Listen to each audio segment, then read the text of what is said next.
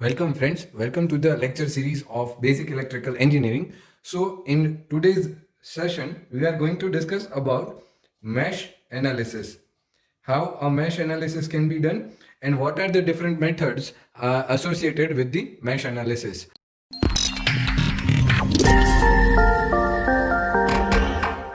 तो हमें पता है mesh क्या है. Mesh is defined as a loop which is not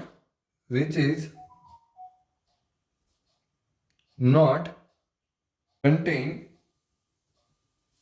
any other loops in, or we can say within it. Mesh का मतलब है कि ऐसी लूप को के जो और किसी इनर लूप को एसोसिएट ना करती हो, मतलब उसके साथ और कोई अंदर दो लूप्स या एक लूप अंदर ना हो. ठीक है, तो ये हमने ऑलरेडी देखा था. फिर से एक बार देख लेते हैं. For suppose there is a network, resistor R is connected over here, resistor another is connected over here, some voltages is connected, and this way one more resistance is connected, after that another resistance, and it is connected with a point over here. So this is my supply voltage R1, R2, R3 and R4. Here it is called as A, B, C, D, E and this one is as F. Okay, so यहाँ पे आप जो देख रहे हो ये एक पूरा सर्किट है, एक लूप भी है. ठीक है, तो यहाँ पे हम मैश किसे बोलेंगे, तो ये जो मेरा है A, B, E, F, A, ये मेरा एक मैश हो गया. A, B, E, F और A. ठीक है, A, B, E, F और A. दूसरा मैश कौन सा है, B, C, D, E, B. ये दोनों मैश है. ठीक है, पर ये पूरा अगर हम ले ले A, B, C, D, E, F, इसे F और A, इसे हम लूप नहीं बोल सकते. A, B, C, D, E और F, this is not the mesh. Yes, but अगर हम लूप बोलना चाहे तो इसे हम लूप बोल सकते हैं. ठीक है, तो A, B, C, D, E, F, that is my loop but not the mash. Okay, so this is the basic difference between the mash and the loop. तो हम ये मैश एनालिसिस क्यों करें, हमें ये पढ़ने की जरूरत क्यों है. फर्स्ट थिंग, तो जब भी हम कोई कॉम्प्लेक्स सर्किट, ठीक है, कॉम्प्लेक्स सर्किट को हम सॉल्व करने जाते हैं, ठीक है, तो in that condition we were using KVL and KCL for finding the current. Okay, ये करंट फाइंड करने के लिए हम केवीएल और केसीएल लगाते हैं. और it can be the voltage also, voltage भी अगर हम फाइंड करना चाहें तो कर सकते हैं. But remember one thing, that in this condition current and voltage we are going to find, but that is not any particular method for finding the current and voltage for using the only KVL and KCL. So they have described the any specific method that can be easily understandable and that can be affordable to use it. Okay, हमें क्या है, अगर यहाँ पे आप देख सकते हो कि केवीएल और केसीएल जब हमने लगाए थे तो बाद में कैलकुलेशंस के लिए डिफरेंट मेथड्स हम यूज कर रहे थे. कोई एक पर्टिकुलर ये सर्किट को पकड़ के हम कुछ नहीं कर पा रहे थे. We were just applying the KVL and KCL to the loops. But in this condition we are taking the meshes. One mesh is over here, the second mesh is over here. तो mesh के अंदर हम KVL apply करके हम जो है इस चीज को इजी बना सकते हैं. कैसे कर सकते हैं, तो आइए देखते हैं. तो first method using the mesh analysis, that is by inspection method. Inspection करके हम जो है ये मैश एनालिसिस कर सकते हैं. Inspection method. ओके, तो इंस्पेक्शन मेथड में कैसे है, ठीक है, इंस्पेक्शन मेथड में there will be one circuit. This is my circuit I am drawing over here. This is my voltage plus minus. Okay, another resistance is connected over here, another voltage is connected over here plus minus, another resistance that is associated over here, one more resistance is over here. In this way, this is my R5, this is my R4, this is my R3, this is my R1, and as you can see this is voltage supply. Here it is R2, and we are defining 3 loops. The first is over here this way, the second is over here this way, and the third that will be over here this way. यहाँ पे हमने ये 3 loops ली है, ठीक है। तो ये तीनों लूप्स के लिए हम KVL यहाँ पे अप्लाई करेंगे। Applying KVL to loop 1 first loop में हम अप्लाई कर रहे हैं, तो क्या होगा, starting from here I1 into R1, यहाँ का जो वोल्टेज ड्रॉप है वो हमने यहाँ पे लिखा, प्लस R2 है, यहाँ पे 2 करंट फ्लो हो रहे हैं, एक यहाँ से जा रहा है, एक यहाँ से रिवर्स में जा रहा है। सो R2 multiplied by I1 minus I2, ठीक है। हम ये लूप में लगा रहे हैं, तो इस वाले लूप के करंट को हम I1 बोल के दूसरे लूप के करंट को I2 बोल रहे हैं, ठीक है, इज इक्वल्स टू V1। अगर हम इसे V1 बोल देते हैं तो it can be written as this way. For the loop 2 applying KVL to loop 2, second loop के लिए हम KVL अप्लाई कर रहे हैं, तो यहाँ पे स्टार्ट यहाँ से करेंगे R2 से। सो R2 मल्टीप्लाइड बाई I2, यहाँ पे अभी ये लूप के लिए है तो I2 पहला आएगा, I2 माइनस I1, ठीक है, multiplied by R2 plus I2 into R3 is equals to minus V2, क्योंकि ये जो वोल्टेज है, ठीक है, वो यहाँ पे आने के बाद that is the completely this one we call as in V1 and this one we call as in V2, यहाँ पे हम V2 बोल रहे हैं, ठीक है। तो इसको हम नाम देना जो था वो अभी रह गया था, तो उसे हमने दे दिया V2। So it will be minus V2, क्योंकि ये उल्टी डायरेक्शन में जा रहा है, जैसे कि आप यहाँ से देख पा रहे हो, negative to positive, it is going from positive to negative. यहाँ से स्टार्ट करते हुए अगर आप आएंगे तो पहले कौन सा आएगा, प्लस आएगा, फिर बाद में माइनस आएगा। So that's why the sign will be different, okay। So further simplifying the equations that we will see after applying the third loop with the KVL, okay। तीसरे लूप के लिए हम KVL अप्लाई कर रहे हैं, तो यहाँ पे क्या हो जाएगा, I3 इंटू R4, ये थर्ड लूप है, उसके अंदर जो मेरा करंट फ्लो हो रहा है उसे हम ले रहे हैं I3 multiplied by R4 plus I3 multiplied by R5 is equals to V2, okay. So इसे अगर हम आगे फर्दर सिंप्लीफाई करते हैं, then I1 R1 plus R2 into I1 minus I2 into R2 equals to V1, और इसका जो final equation होगा वो क्या हो जाएगा, R1 plus R2 into I1 minus R2 into I2 is equals to V1। So this way the first equation will be for the loop 1. For the second loop we can write it as this way, minus R2 into I1 plus R2 plus R3 into I2 is equals to minus V2. So this way, this is called as second equation, and this is my third equation. For the simplification purpose, I can write in this way, R4 plus R5 multiplied by the I3 is equals to V2, okay। इसे हम equation 3 बोल रहे हैं, okay. तो ये हो गया मेरा तीनों इक्वेशंस के ऊपर से जो है वो हमने KVL जो है उसके ऊपर से हमने ये तीनों इक्वेशंस निकाल लिए हैं, ठीक है। तो अभी इसे हम स्टैंडर्ड फॉर्मेट में लाना है, ठीक है। वो कैसे करते हैं, that we will see. For the application of this particular currents, or we can say the method of inspection method that is used for the mesh analysis, one of the most important feature of mesh analysis is that its equation can be directly written from the circuit, okay।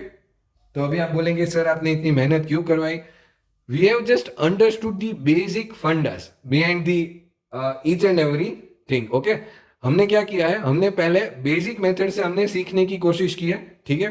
So its equation can be directly written from the circuit, ये मैं पहले भी बता सकता था आपको, पर पहले हमने KVL की जो थी एक्चुअल जो कंडीशंस हैं उसे हमने देखा, ताकि आपको अगर बुरा वक्त आए तो जब भी आपको उसको सॉल्व करना हो तो आप इस मेथड से भी कर सकते हैं, ठीक है। सो डायरेक्टली फ्रॉम दी सर्किट कैसे लिखते हैं वो भी आपको दिखा देता हूं। The standard format for the method that is R11 into I1 plus or minus R12 into I2 plus or minus R13 into I3 is equals to plus or minus V1। इसे हम बोलते हैं इक्वेशन 1। प्लस और minus R21 into I1 plus R22 into I2, यहाँ पे plus और minus R23 into I3 is equals to plus और minus V2। इसे हम बोलते हैं इक्वेशन 2।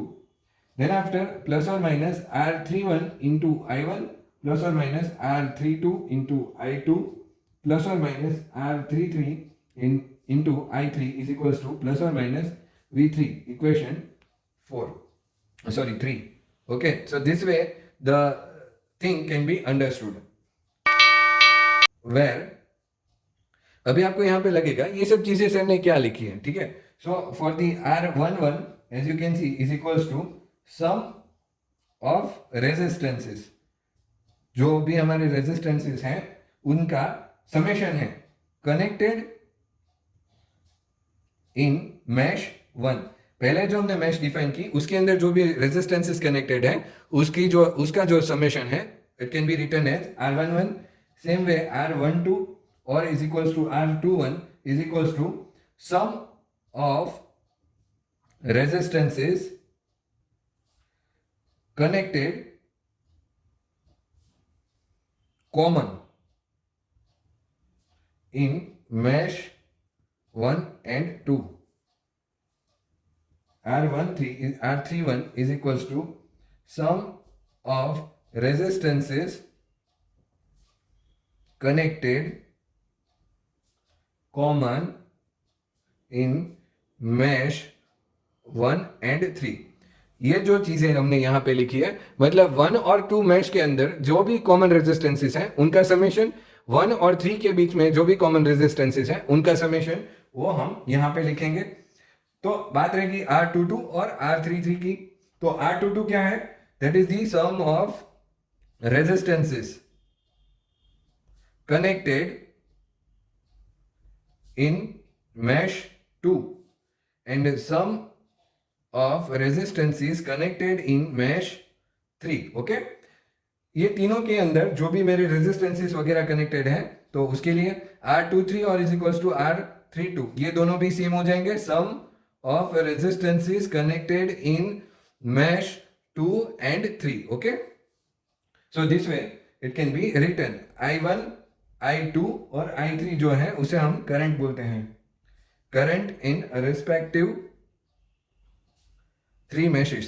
तीनों मैशेस के अंदर जो भी मेरा करंट है उसे हम I1 I2 और I3 से डिनोट कर रहे हैं, ठीक है। So this way the standard format can be written. यहाँ पे रेजिस्टेंस के साथ हम पॉजिटिव या नेगेटिव साइन कैसे ले रहे हैं वो हमने ऑलरेडी पहले अंडरस्टैंड कर चुके हैं। फिर भी एक बार यहाँ पे आपको समझा रहा हूं कि अगर पॉजिटिव साइन है, ठीक है, then both the currents pass through the common resistance in the same direction. दोनों जो करंट्स है both currents pass through common resistance। Okay, एक मेरा जो रेजिस्टेंस है तो वो दोनों करंट्स ये रेजिस्टेंस की सेम डायरेक्शन में फ्लो कर रहे हैं, ठीक है। तो तभी जो है वो पॉजिटिव साइन आएगा। और for negative sign this is associated with this, and for the negative sign I am drawing over here, this is my resistance and the current is going in this way and the second current is going in this direction। okay, as you can see the arrows are clearly visible, I hope, so that you can identify। तो यहाँ पे negative sign आएगा और यहाँ पे positive sign आएगा। Okay, अभी जो है वो बहुत ही बेसिक सी मेथड है जिसे हम क्रैमर्स रूल बताते हैं, ठीक है। वो क्रैमर्स रूल इसके अंदर अप्लाई करना है, ठीक है। So let's understand how Cramer's rule can be applied. So यहाँ पे हमने जो देखा ऑलरेडी कि ये जो तीनों इक्वेशंस हमने लिखे हैं इसके ऊपर से ही क्रैमर्स रूल अप्लाई होता है। तो देखते हैं कैसे होता है। First we will check this equations 1, 2 and 3। तो हम मैट्रिक्स ले लेंगे।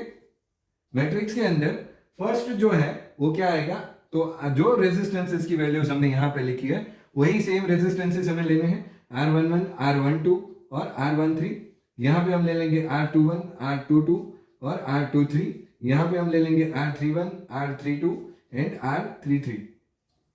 सो दिस वे यहाँ पे I1 जो है वो इस तरीके से आ जाएगा, I1, I2 and I3 okay is equals to the voltages V1, V2 and V3।